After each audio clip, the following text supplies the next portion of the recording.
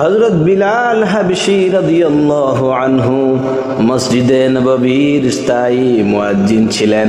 প্রথমে তিনি জনয়েক কাফেরের গোলাম ছিলেন। ইসলাম গ্রহণের অপরাধে তিনি নিদারুণ নির্যাতন ভোগ করিতেছিলেন।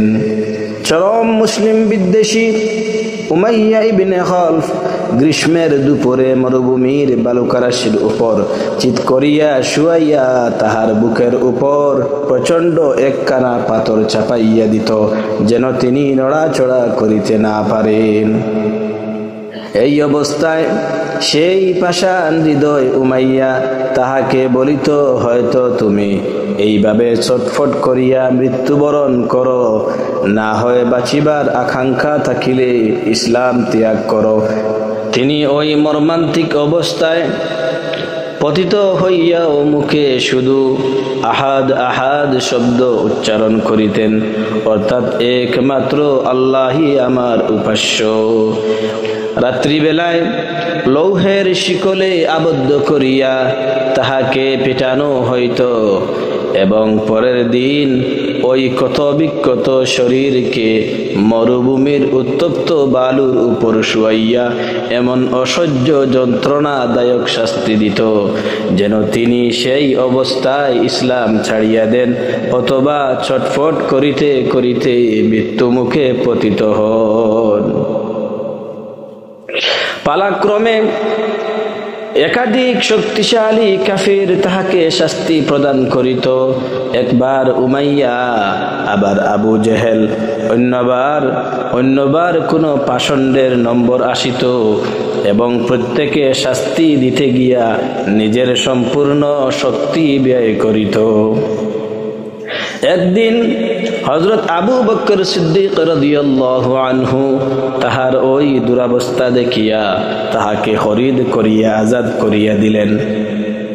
যেহেতু আরবের মূর্তি পূজকগণ আপন দেব দেবী দিগকে মাবুদ বা উপাস্য মনে করিত, উহার মোকাবেলায় ইসলাম তাওহীদ বা একত্ববাদের শিক্ষা দিয়াছিল। অতএব এই কারণে হযরত বিলাল রাদিয়াল্লাহু আনহু এর মুখে আহাদ আহাদ শব্দ উচ্চারিত হইত। ইহা একটি চরম বন্ধুত্ব ও প্রেমের নিদর্শন। মিথ্যা প্রেমে গ্রেফতার হইয়াও প্রেমিকার নাম বারবার উচ্চারণ করিতে মানুষ আনন্দ পায়, অনর্থক তাহার নামের বুলি আওড়াইতে থাকে। আর যেই প্রকৃত মাহবুব আল্লাহ পাকের প্রেম ও মহব্বত ইহকাল ও পরকাল উভয় জাহানেই কাজে আসিবে, তাহার নামের বুলি আওড়াইতে যে কত আনন্দ ও স্বাদ পাওয়া যায় তাহা না বলিলেই চলে। হযরত বিলাল রাদিয়াল্লাহু আনহুকে কঠিন হইতে কঠিনতর শাস্তি প্রদান করা হইত। তাহাকে মক্কার দুষ্ট ছেলেদের হাতে সুপুর্দ করিয়া দেওয়া হইত। ছেলেগণ তাহাকে লইয়া মক্কার অলিতে গলিতে চক্কর দিয়া ফিরিত। আর সত্যিকার প্রেমের নিদর্শন স্বরূপ তিনি একমাত্র আহাদ শব্দের অজিফায় মত্ত তাকিয়া যাবতীয় নির্যাতন অকাতরে সহ্য করিয়া যাইতেন। ইহার প্রতিদান স্বরূপ নবী করিম সাল্লাল্লাহু আলাইহি ওয়াসাল্লাম মদিনার মসজিদের জন্য তাহাকে স্থায়ী মুয়াজ্জিন নিযুক্ত করিয়াছিলেন। এমনকি দেশে ও সফরে সব সময় আজান দেওয়ার ভার তাহার উপরই ন্যস্ত ছিল। হুজুর সাল্লাল্লাহু আলাইহি ওয়াসাল্লামের ইন্তেকালের পর মদিনায় অবস্থান করা ও হুজুর সাল্লাল্লাহু আলাইহি ওয়াসাল্লামের স্থান শূন্য দেখা তাহার জন্য অসহ্য হইয়া গিয়াছিল। তাই তিনি বাকি জীবন জিহাদে কাটাইবার ইচ্ছায় মদিনা ছাড়িয়া গেলেন। দীর্ঘদিন যাবৎ তিনি মদিনায় আর ফিরিয়া আসেন নাই। একদিন তিনি স্বপ্নযুগে হুজুরে পাক সাল্লাল্লাহু আলাইহি ওয়াসাল্লামের জিয়ারত লাভ করিলেন। হুজুর সাল্লাল্লাহু আলাইহি ওয়াসাল্লাম তাহাকে বলিলেন, হে বিলাল, ইহা কত বড় জুলুমের কথা যে তুমি একবারও আমার নিকট আসিতেছ না। নিদ্রা হইতে উঠিয়া তিনি মদিনায় মুনাওয়ারা আগমন করিলেন। হুজুর পাক সাল্লাল্লাহু আলাইহি ওয়াসাল্লামের কলিজার টুকরা হযরত হাসান এবং হুসাইন রাদিয়াল্লাহু আনহুমা তাহাকে আজান দিবার অনুরোধ করিলেন। নবীজির আদরের দুলাল নাতিদ্বয়ের অনুরোধ তিনি উপেক্ষা করিতে পারিলেন না। তিনি আজান দিতে আরম্ভ করিলেন।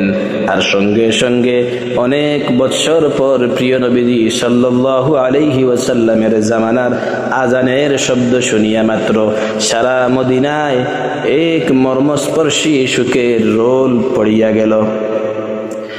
এমনকি আনসার ও মুহাজিরদের পর্দানিশীন মেলুকগণ পর্যন্ত ক্রন্দন করিতে করিতে ঘর হইতে বাহির হইয়া পড়িলেন।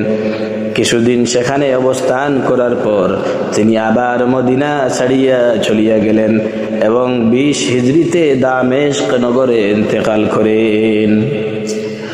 হযরত আবু যর গিফারি রাদিয়াল্লাহু আনহু একজন বিখ্যাত সাহাবী ছিলেন। তিনি কালে জবরদস্ত বুজুর্গ এবং আলিম হিসাবে খ্যাতি লাভ করিয়াছিলেন। হযরত আলী রাদিয়াল্লাহু আনহু বলেন, তিনি এমন ইলম হাসিল করিয়াছিলেন যাহা অন্য কেহ হাসিল করিতে অক্ষম, অথচ তিনি সেই ইলমের হেফাজত করিয়াছিলেন। হযরত আবু যর গিফারি রাদিয়াল্লাহু আনহু যখন হুজুরে পাক সাল্লাল্লাহু আলাইহি ওয়াসাল্লামের নবুয়তের প্রথম খবর জানিতে পাইলেন, তখন প্রকৃত তথ্য সংগ্রহের জন্য তিনি তার ভ্রাতাকে মক্কায় পাঠাইয়া দিলেন। মক্কা শরীফ আসিয়া যাবতীয় তথ্য সংগ্রহ করিয়া ভাইয়ের নিকট গিয়া রিপোর্ট দিলেন যে আমি তাহাকে সৎ চরিত্র ও সদ্ব্যবহারের জন্য লোকজনকে উপদেশ দিতে দেখিয়াছি এবং তাহার নিকট এমন কিছু কালাম শ্রবণ করিয়াছি যাহা কবিতাও নয়, জ্যোতিষীর উক্তিও নয়। আবু যর রাদিয়াল্লাহু আনহু এই সংক্ষিপ্ত রিপোর্টে সন্তুষ্ট হইতে না পারিয়া স্বয়ং মক্কা শরীফ রওয়ানা হইয়া সুজা হারাম শরীফে উপনীত হইলেন। তিনি হুজুরে পাক সাল্লাল্লাহু আলাইহি ওয়াসাল্লামকে চিনিতেন না। সন্ধ্যা পর্যন্ত তিনি ওই অবস্থায় কাটাইয়া দিলেন। সন্ধ্যাবেলায় হযরত আলী রাদিয়াল্লাহু আনহু নিরাশ্রয় বিদেশি মেহমানকে সঙ্গে করিয়া আপন গৃহে লইয়া গেলেন। যেহেতু গরিব মুসাফির এবং অনাথদের জন্য সেবা করা তাহাদের স্বভাবজাত অভ্যাস ছিল। হযরত আলী রাদিয়াল্লাহু আনহু লোকটির মেহমানদারি করিলেন, কিন্তু সে কে, কেনই বা মক্কা শরীফে আসিয়াছে, এই সব প্রশ্ন কিছুই তাকে করিলেন না। প্রভাতে তিনি আবার হারাম শরীফ আসিয়া উপস্থিত হইলেন এবং সারাদিন এইভাবে কাটাইয়া দিলেন। তিনি হয়তো ভয়ে কাহার নিকট জিজ্ঞাসা করেন না যে হুজুর সাল্লাল্লাহু আলাইহি ওয়াসাল্লামের সহিত সাক্ষাৎ প্রার্থী লোকজন কাফেরদের অত্যাচার হইতে রক্ষা পাইত না।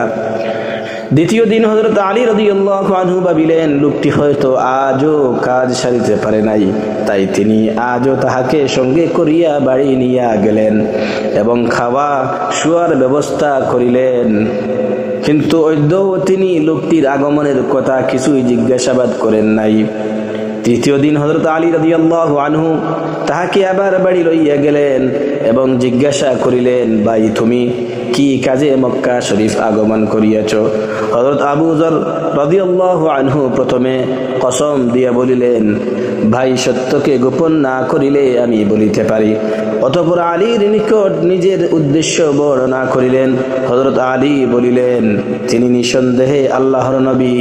সকালবেলা আমি তোমাকে হুজুরে পাক সাল্লাল্লাহু আলাইহি ওয়াসাল্লামের দরবারে নিয়ে যাইব, কিন্তু চতুর্দিকে শত্রুতার আগুন জ্বলিতেছে, তুমি আমার পিছন পিছন চলিবে। ইতিমধ্যে শত্রু ভাবাপন্ন কাহারও সহিত সাক্ষাৎ হইলে আমার সঙ্গে চলার দরুন তোমার ক্ষতি হইবার আশঙ্কায় আমি পেশাব করিবার অথবা জুতা ঠিক করিবার ভান করিয়া বসিয়া পড়িব। তুমি কিন্তু আমার অপেক্ষা না করিয়া চলিতে থাকিবে। যাই হোক, ভোরবেলায় তিনি হযরত আলী রাদিয়াল্লাহু আনহু এর সহিত হুজুরে পাক সাল্লাল্লাহু আলাইহি ওয়াসাল্লামের দরবারে গিয়া উপস্থিত হইলেন এবং কিছুক্ষণ পর ইসলাম কবুল করিলেন। দয়ার সাগর হুজুরে আকরাম সাল্লাল্লাহু আলাইহি ওয়াসাল্লাম হযরত আবু যর রাদিয়াল্লাহু আনহু মুসিবতে পড়িবেন ভাবিয়া ফরমাইলেন, আপাতত তুমি তোমার ইসলাম গ্রহণ প্রকাশ করিও না, বরং চুপে চুপে তুমি নিজের দেশে চলিয়া যাও। যখন আমরা জয়লাভ করিব তখন তুমি চলিয়া আসিবে। তিনি বলিলেন, ইয়া রাসূলুল্লাহ সাল্লাল্লাহু আলাইহি ওয়াসাল্লাম, যেই আল্লাহর কুদরতি হাতে আমার জান তাহার কসম খাইয়া বলিতেছি, বেঈমান কাফেরদের সামনে চিৎকার করিয়া আমি কালিমা শাহাদাত পড়িব। সঙ্গে সঙ্গে তিনি মসজিদে হারামে গিয়া উচ্চ স্বরে পাঠ করিলেন, আশহাদু আল্লা ইলাহা ইল্লাল্লাহ ওয়া আশহাদু আন্না মুহাম্মাদার রাসূলুল্লাহ। এই কলিমা পড়িবা মাত্র চারিদিক হইতে কাফেরগণ জড়ো হইয়া তাহার উপর জাপাইয়া পড়িল এবং বেদম মারপিট করিল যে তিনি মরণাপন্ন হইয়া গেলেন। হুজুরে পাক সাল্লাল্লাহু আলাইহি ওয়াসাল্লামের চাচা হযরত আব্বাস রাদিয়াল্লাহু আনহু, যিনি তখন ইসলাম গ্রহণ করেন নাই, তিনি আবু যর রাদিয়াল্লাহু আনহুকে রক্ষা করিবার জন্য তাহার উপর হাতছানি দিয়া শুইয়া পড়িলেন এবং বলিলেন, তোমরা ইহার উপর কি জুলুম করিতেছ? এই ব্যক্তি গিফার বংশের মানুষ, যাহা সিরিয়া যাওয়ার পথে অবস্থিত। এই ব্যক্তি মৃত্যুমুখে পতিত হইলে সিরিয়ায় তোমাদের যাবতীয় ব্যবসা বাণিজ্য বন্ধ হইয়া যাইবে। ইহাতে তাহাদের চৈতন্য হইল, যেহেতু একমাত্র সিরিয়ার ব্যবসায় তাহাদের যাবতীয় প্রয়োজন মিটিত, তাই বাধ্য হইয়া তাহারা তাহাকে ছাড়িয়া দিল। পরদিন আবার হযরত আবু যর রাদিয়াল্লাহু আনহু তথায় গমন করিয়া সজোরে কলিমা পড়িতে লাগিলেন। আজও কাফেরগণ সমবেত হইয়া তাহার উপর অমানুষিক অত্যাচার করিল। অবশেষে হযরত আব্বাস রাদিয়াল্লাহু আনহু এর হস্তক্ষেপে সেই দিনও তিনি রক্ষা পাইলেন। হুজুর আকরাম সাল্লাল্লাহু আলাইহি ওয়াসাল্লামের আদেশের বিরুদ্ধাচরণ সাহাবীদের সম্পর্কে কল্পনাও করা চলে না। তবু হযরত আবু যর রাদিয়াল্লাহু আনহু হুজুর পাক সাল্লাল্লাহু আলাইহি ওয়াসাল্লামের আদেশ অমান্য করিয়া প্রকাশ্যে কলিমা ঘোষণা করিলেন কেন? তার উত্তর এই যে, আবু যর রাদিয়াল্লাহু আনহু মনে করিয়াছিলেন হুজুর সাল্লাল্লাহু আলাইহি ওয়াসাল্লাম আমার উপর দয়া পরবশ হইয়া নির্দেশ দিয়েছিলেন, অর্থাৎ ইসলাম গ্রহণ প্রকাশ করিলে আমি যে মহা বিপদের সম্মুখীন হইব তাহা আমি সহ্য করিতে পারিব না। দ্বিতীয়ত, দিনের খাতিরে হুজুরে পাক সাল্লাল্লাহু আলাইহি ওয়াসাল্লাম যে অমানসিক নির্যাতন সহ্য করিয়াছেন, আমি কেন তাহার অনুসরণে সেই নির্যাতন ভোগ করার পথ বাসিয়া লইব না। এই অনুসরণী এমন এক বস্তু ছিল যার দরুন সাহাবায়ে কেরাম রাদিয়াল্লাহু আনহুম আজমাইন যে কোনো ক্ষেত্রে কৃতকার্য হইতেন এবং দুনিয়া ও আখিরাতের যাবতীয় কামিয়াবি তাহাদের পদচুম্বন করিত। এবং যে কেহ একবার কলিমা পাঠ করিতেন, দুনিয়ার যে কোনো শক্তি বা অত্যাচার তাহাদিগকে উক্ত কালিমা হইতে ফিরাইতে পারিত না।